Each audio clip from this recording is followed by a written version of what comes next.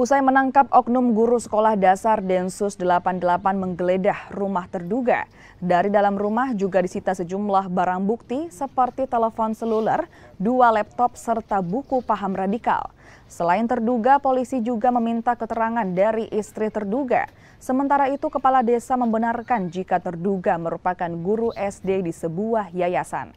Selain rumah terduga, Densus 88 juga menggeledah sejumlah rumah warga di sekitar rumah terduga. Nah, kalau tadi saya memang tidak tahu indikasinya apa, cuma yang disita itu buku, laptop 2, HP 3. Buku apa itu, Pak? Buku kajian.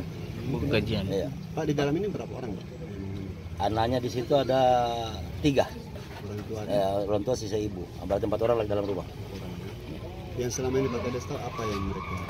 Selama ini ya cuma kita tahu orang guru di sekolah sini. Jadi selanjutnya tidak tahu. Kalau dari penyampaian dari polisi tadi apa yang? Oh, tidak ada penyampaian. Tidak ada penyampaian. Hanya di situ dijelaskan kita hanya meminta ini. Untuk keterkaitan kita tidak tahu apa kemana kita tidak tahu.